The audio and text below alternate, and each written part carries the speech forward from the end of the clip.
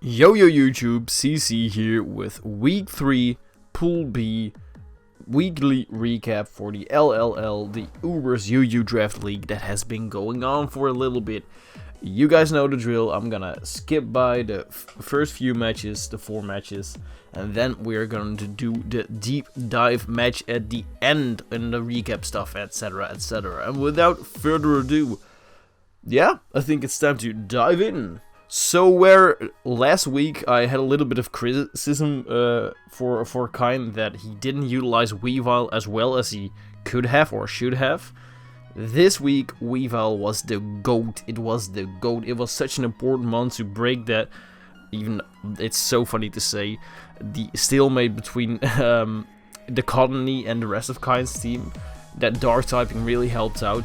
Getting rid of Deoxys was so important, because at that point, the offensive mons of Kine really stood out. Uramas played excellently with the momentum early on with the Scizor, but once Hitmonlee broke and once Weavile again was so important in getting that offensive momentum in Kine's way, there was no way of stopping. I feel like those mons really excelled this week, and they were really utilized very well. Like I said, Uramas actually tried his best to keep up momentum, but once Deoxys went down, it was an offensive juggernaut. But at that point, once Deoxys went down, it was the last piece of the puzzle that fell into place for Kine, and he managed to pull out a 5-0 victory over Uramas. The next match is I like eating crayons versus Dumpy Lump, and damn, like I said in the draft recap, once Trick Room goes up, Crayons goes wild, and it actually managed, the Necrozma, the Ursaluna, they managed to put in work, my dudes. That was absolutely crazy. But even through all of that, because he played excellently, I could not have played any better myself. But yeah, it kinda went sour at turn 15. Not going for the EQ there was kinda shitty. But this, especially the para on the Donphan, damn bro, that was so important. And sometimes it just comes down to luck, because at this point that para was the only way to actually win that match, I believe. And yeah, the match goes absolutely sideways. Like I said, sometimes you can play excellently. The Trick Room was so well implemented, but just that one para not going their way. You can say, oh, he should have went for the EQ and then I shard. I don't know. It just went sour, and it's rough. It's rough because you could be winning 4-0 and then you lose 2-0. That's shitty. But yeah, it happens. I mean, see it as a way to boost your confidence, because you played well, and that's something you should take away from this match. And Dumpy, you know, sometimes you just got lucky. And it's about keeping and preserving that mon that can actually win the match. Sneasler was important, and it was the only mon that can pull you out of that. That para was the only way out, or the sleep, or whatever. And you pull it out, so it's a learning curve for both, and it was a 2-0 for Dumpy Lump. Once again, we pass by Butter, and Butter, damn, I keep getting impressed by Butter. Butter is really playing well. It was just a matter of getting the right mon at the right time. I thought once Olo went down, it was kind of the momentum on early game.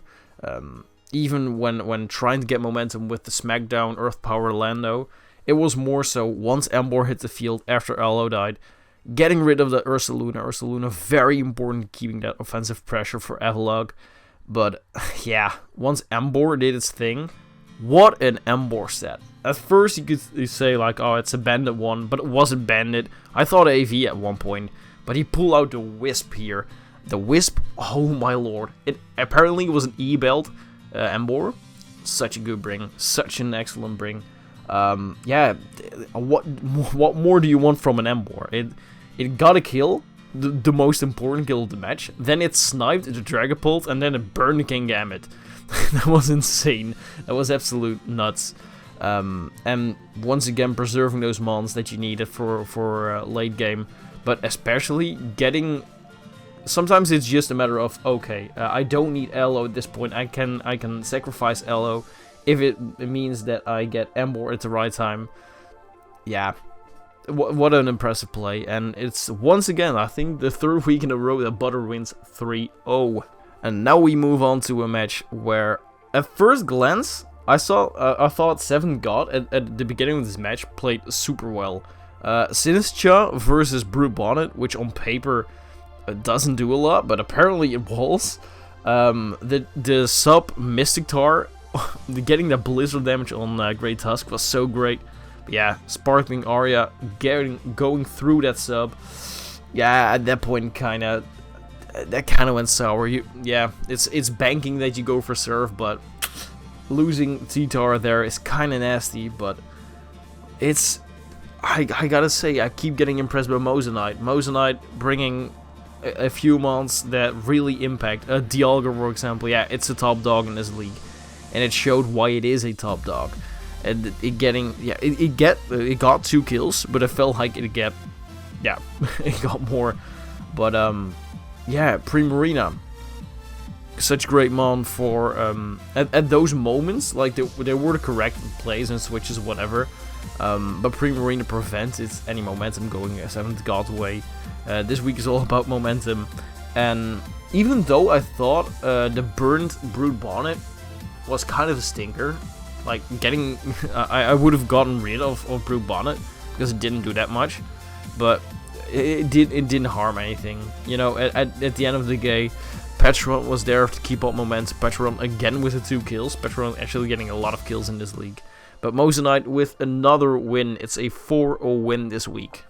And now we move on to game of the week, which is Dino versus Riposte.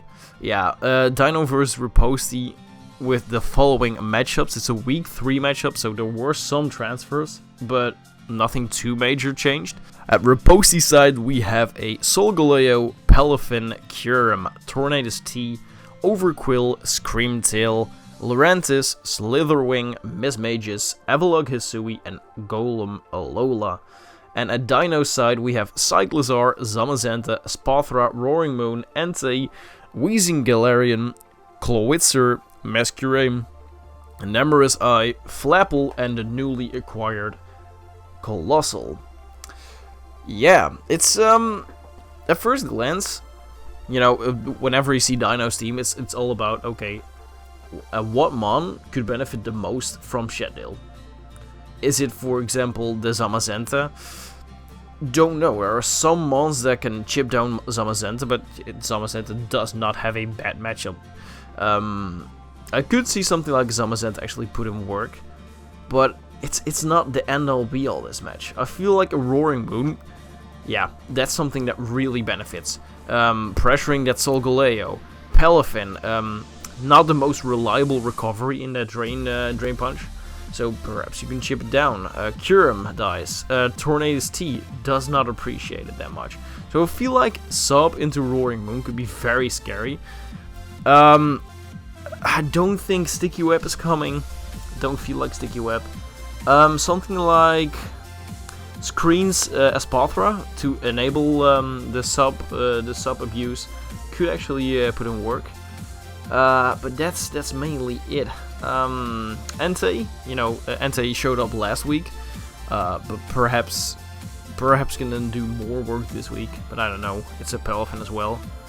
At Riposte's side, something like I could actually see a Sun team going on right here. I know Roaring Moon and Entei benefited from it as well, but Solgaleo with a Flare Blitz, for example, has excellent coverage versus Dino.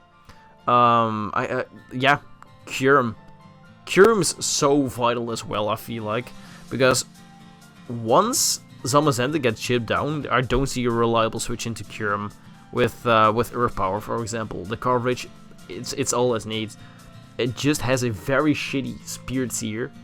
So something like Tailwind Tornadus T into Kyurem could work.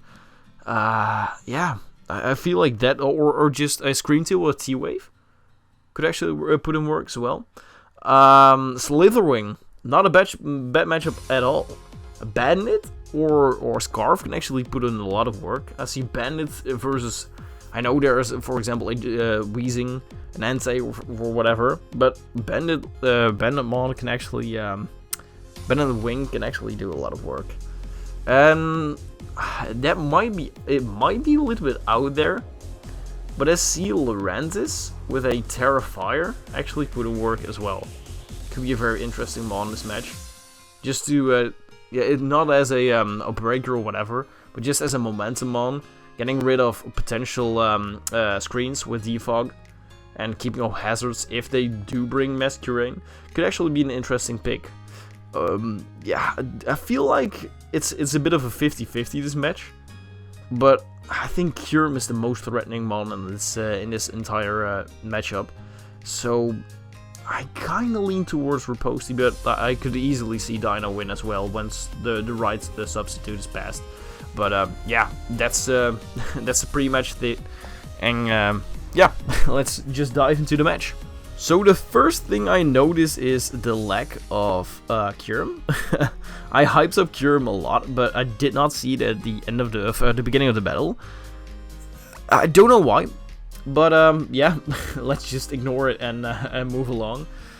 Dino going to lead off with that Espathra into the Slitherwing. Protect to potentially scout for first impression, but no first impression was given. They set up screens like I expected, but that stun spore miss kind of sucks because yeah, if it was a Espathra, like a sweeping one, it could have potentially dunked on it, but it's not the case. Spadev drop on the Palafin kind of doesn't want to stay in. Solgaleo, good counter if it doesn't have Shadow Ball, and even if it has Shadow Ball, I don't think it hits that hard. Flame Charge, so Solgaleo actually getting an opportunity to set up on it. Another Flame Charge, but into the Entei. And Entei behind screens, actually, funnily enough, looks very threatening. Because at this point, only the Palafin can actually tank that hit. And Solgaleo going down early in the game. What does this mean for the match? I keep hicking up. It's Enamorous. You know, Enamorous just suddenly got an amazing matchup. I don't see a single resist on that team left, and I don't think... No, it isn't. It's not a steel type or a poison type, a Terra on the Evelog, if it is a Terra. So I kind of see it going stupid this game. I think Enamorous behind screens can do so much work. Entei is not over. It's not over. It turned out to be a Scarf Entei, which is a very interesting bring. It does outspeed something like a Kyurem or whatever. A very interesting bring.